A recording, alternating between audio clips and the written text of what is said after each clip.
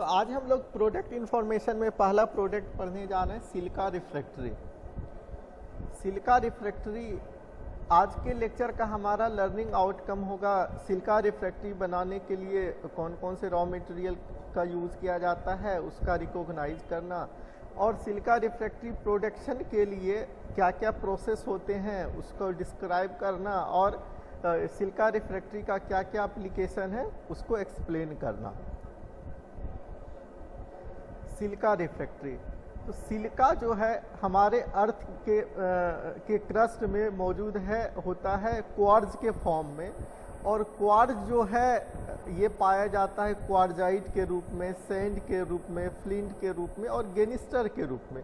तो इन सब raw materials का यूज हम लोग सिलिका रिफ्रैक्टरी बनाने के लिए करते हैं। इन सब में भी सबसे ज़्यादा क्वार्जाइट का यूज जो है सिलिका रिफ्रैक्टरी बनाने के लिए किया जाता है, और सैंड का यूज जो है ग्लास बनाने के लिए किया जाता है।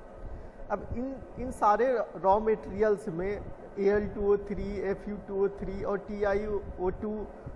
TiO2 ये सब जो हैं इम्प्यूरिटीज़ के रूप में मौजूद रहते हैं। और ये इम्प्यूरिटीज़ करता क्या है कि जब हम लोग हाई टेम्परेचर पर एप्लीकेशन करते हैं तो ये लो मेल्टिंग फेज बनाता है, और लो मेल्टिंग फेज बनाने के कारण ये हाई टेम्परेचर एप्लीकेशन को रिस्ट्रिक्ट करता है। तो हम जब रिफ्रैक्टरी बनाएंगे तो हमारा टारगेट ये होना चाहिए ये सारे इम्प्यूरिटीज़ कम से कम रॉ मटेरियल में मौजूद होना चाहिए।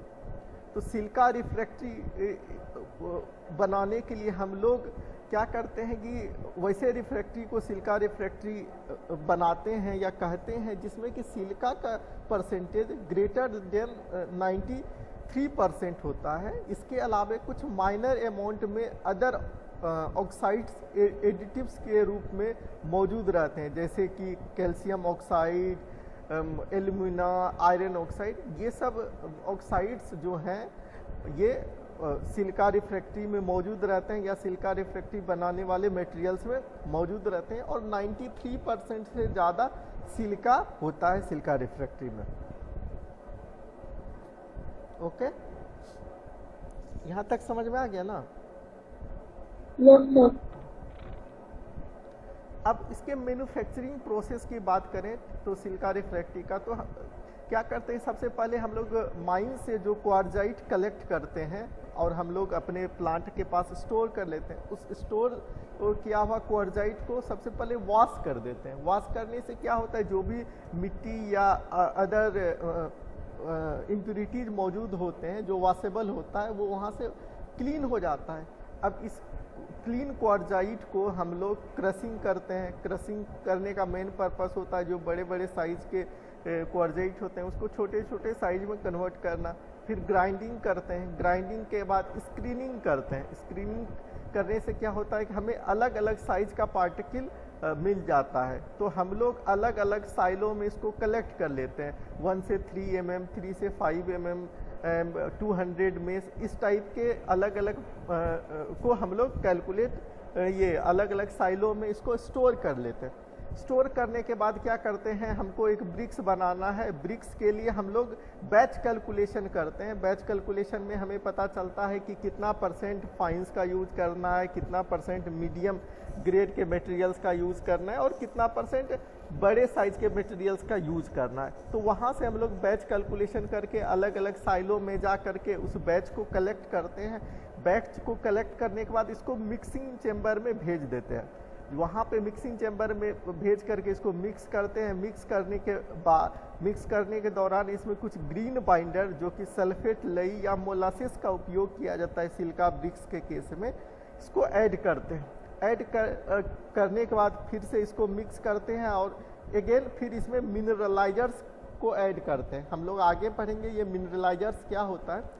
तो मिनरलाइजर्स को ऐड करने के बाद फाइनली हमारा ये मिक्स तैयार हो जाता है। इस मिक्स को हम लोग प्रेस मशीन में डाल करके या मोल्ड के अंदर डाल करके, यदि हमारा ऑटोमेटिक सिस्टम है तो वो ऑटोमेटिक सिस्टम में चला जाएगा, यदि हैंड मोल्डिंग की ज़रूरत है तो हैंड मोल्डिंग में चला जाएगा। उसके बाद हम लोग वहाँ प्रेस करते हैं। प्रेस करने के बाद इसको हम लोग ड्राई करते हैं। ड्राई के लिए पहले एयर ड्राइंग किया जाता है, फिर टनल ड्राइंग या क्लीन ड्राइंग करते हैं, और ड्राइंग करने के बाद फाइनली हम लोग इसको फायरिंग के लिए भेज देते हैं। फायरिंग होने के बाद जो है इसका इंस्पेक्शन करते हैं और यदि कोई डिफेक्ट है तो उसको उस ब्रिक्स को रिजेक्ट कर देते हैं और जो डिफेक्ट फ्री ब्रिक्स है इसको हम लोग डिस्पैच कर देते हैं या सप्लायर को सप्लाई कर देते हैं।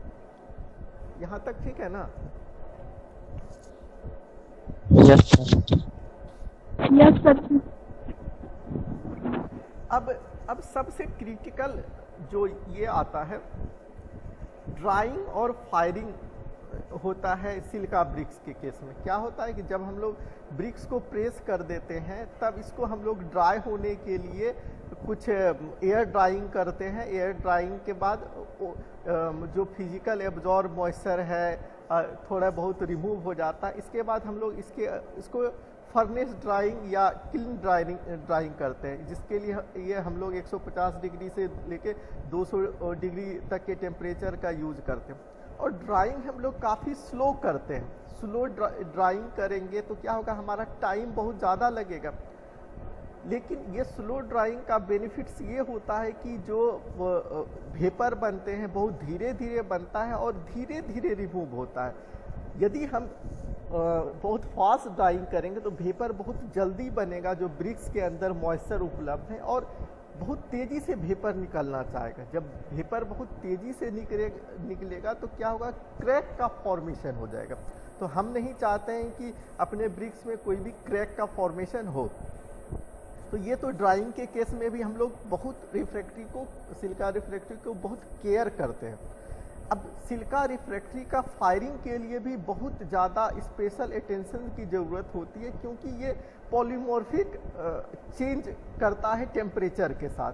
हम लोग जानते हैं अल्फ़ा क्वार्ज बीटा क्वार्ज में चेंज होता है 573 डिग्री सेंटीग्रेड पे बीटा क्वार्ज, फिर बीटा 2 TDMite में चेंज होता है 870 डिग्री सेंटीग्रेड पे, फिर ये TDMite क्रिस्टोबलाइट में ट्रांसफॉर्म होता है और TDMite भी मल्टीपल TDMite में ट्रांसफॉर्म होते हैं।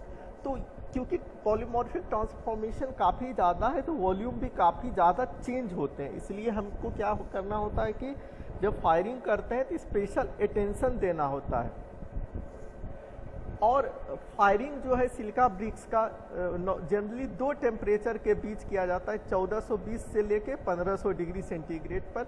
ये डिपेंड करता है कि हमको कौन से फेज की ज़रूरत है। हम लोग जानते हैं कि सिलिका के 2 हाई टेम्परेचर फेज स्टेबल होते हैं, एक TDMite और एक क्रिस्टोबलाइट। तो हमें और दोनों की कुछ स्पेशल प्रॉपर्टीज होती है, तो हम लोग को कौन सी फेज की रिक्वायरमेंट है उसके अकॉर्डिंग सिलिका ब्रिक्स को फायर किया जाता है। यदि TDMite फेज की रिक्वायरमेंट है तो 1420 से लेके 1430 डिग्री सेंटीग्रेड पे फायर करेंगे, और क्रिस्टोबलाइट फेज की रिक्वायरमेंट है तो हम लोग 1480 से लेके 1500 डिग्री सेंटीग्रेड पर इसको फायर करते हैं। ये एक टिपिकल सिलिका रिफ्रैक्ट्री का बैच क्लीन में फायरिंग का शेड्यूल है। तो आप देखिए रूम टेम्परेचर से जब हम लोग 500 डिग्री पर ले जाते हैं बस 24 घंटे में ये पहुंच जाता है। लेकिन हम लोग जानते हैं 573 डिग्री सेंटीग्रेड पर इसका फेज का ट्रांसफॉर्मेशन होगा। 500 से लेके 650 डिग्री तक हम लोग काफ़ी टाइम देते हैं ट्रांसफॉर्मेशन के लिए कि वो ट्रांसफॉर्मेशन बहुत धीरे धीरे हो और वो उसका वॉल्यूम एक्सपांड या कॉन्ट्रैक्ट बहुत स्लो हो, ताकि अचानक नहीं होगा तो क्रैक का फॉर्मेशन नहीं होगा। इसी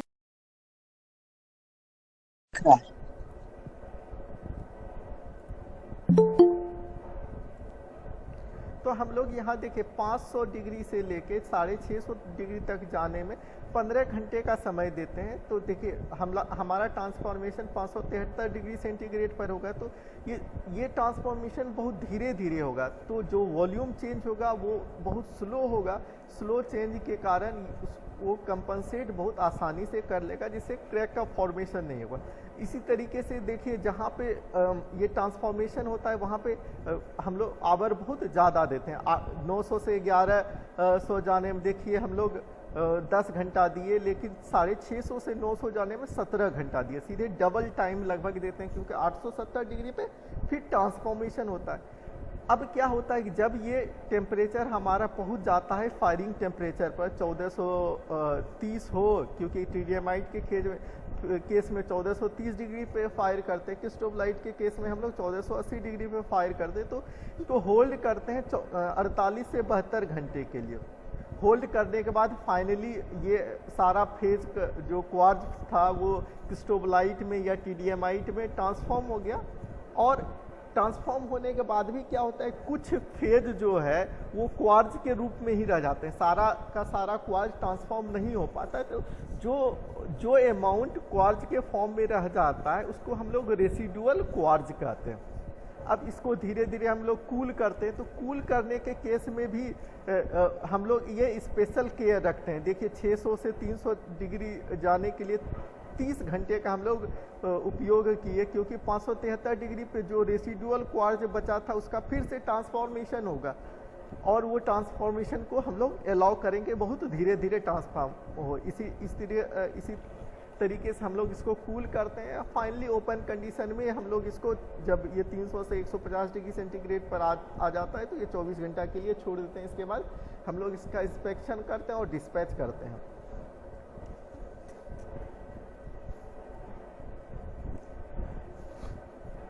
तो हम लोग कहें क्या हमारा कैसा एप्लीकेशन है। यदि टीडीएमाइट फेज का एप्लीकेशन है और टीडीएमाइट फेज स्टेबल फेज चाहिए, तब हम ब्रिक्स का फायरिंग 1420 से लेकर 1430 डिग्री सेंटीग्रेड पर करते हैं। इस टेम्परेचर पर फायरिंग करते हैं तो हमारा जो है टीडीएमाइट फेज मैक्सिमम फॉर्मेशन होता है। और यदि हमारा हाई टेम्परेचर पर सिलिका रिफ्रैक्ट्री का जब यूज करते हैं तो क्रिस्टोबलाइट फेज चाहिए, तब हम फायरिंग जो है 1480 डिग्री से लेकर के 1500 डिग्री सेंटीग्रेड पर करते हैं। और इस टेम्परेचर पे करते हैं तो हमें मैक्सिमम जो है क्रिस्टोबलाइट फेज का फॉर्मेशन होता है।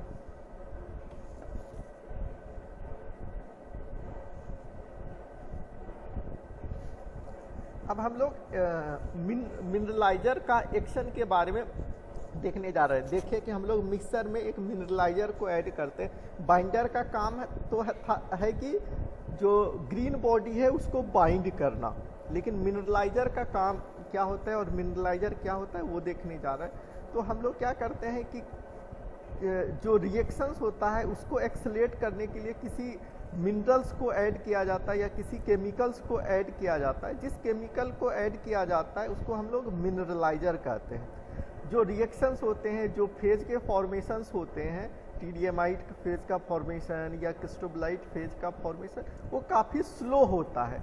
तो हम यदि काफ़ी स्लो होगा तो हमको जो प्रोडक्ट मिलेगा वो बहुत टाइम के बाद मिलेगा, उसको फायरिंग के लिए बहुत ज़्यादा समय की ज़रूरत पड़ेगा।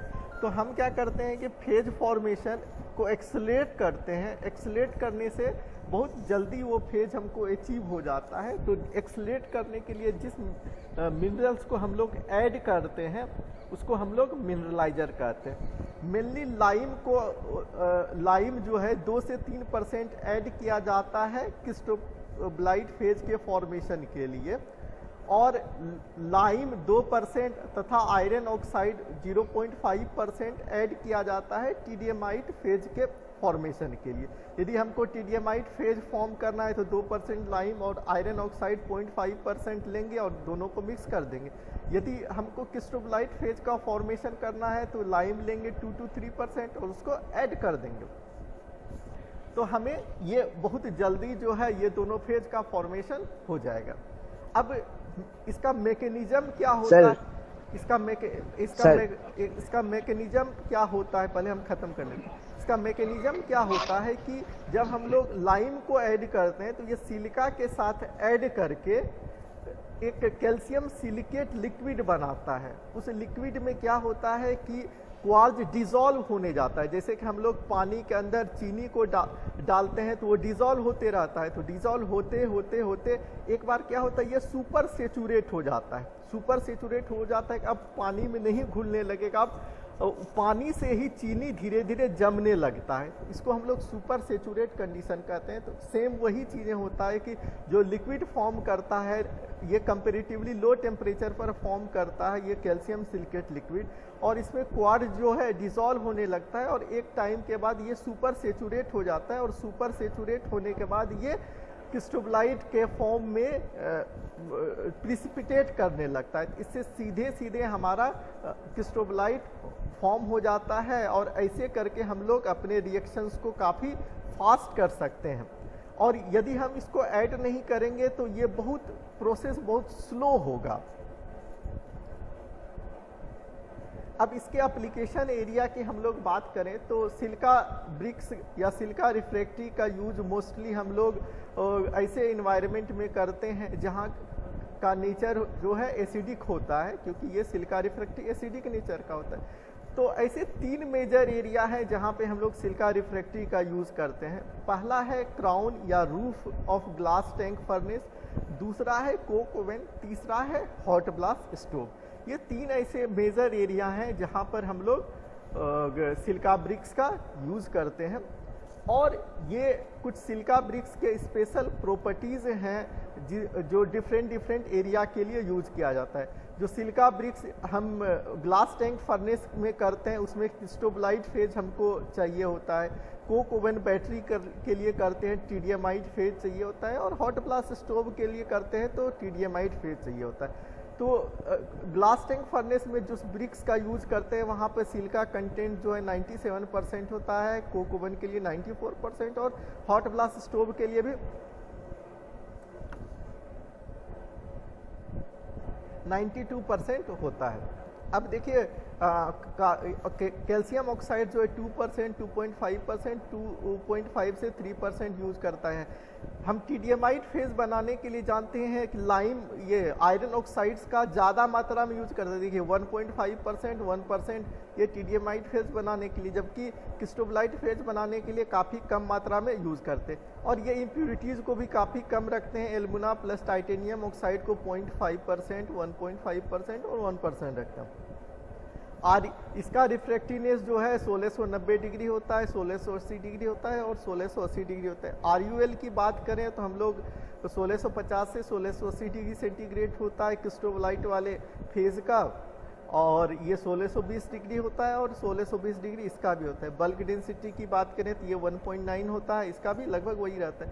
और अपरेंट पोरोसिटी 18 से 20 होता है और इसका जो है 24 से 26 होता है, क्योंकि इसमें देखिए हम लोग इम्प्यूरिटीज़ भी ज़्यादा है और लाइम कंटेंट भी ज़्यादा है, इसलिए इसका अपरेंट पोरोसिटी ज़्यादा होता है। और CCS की बात करें तो ये 35 से 40 के रेंज में होता है। थर्मल एक्सपांसन कोफिशिएंट जो है 1.26 होता है और PLCR +1 होता है इसका, और ये +4 होता है। इसी के वजह से हम लोग ये टीडियमाइट फेज का यूज़ कोक ओवन में करते हैं। थैंक यू आज के लेक्चर के लिए।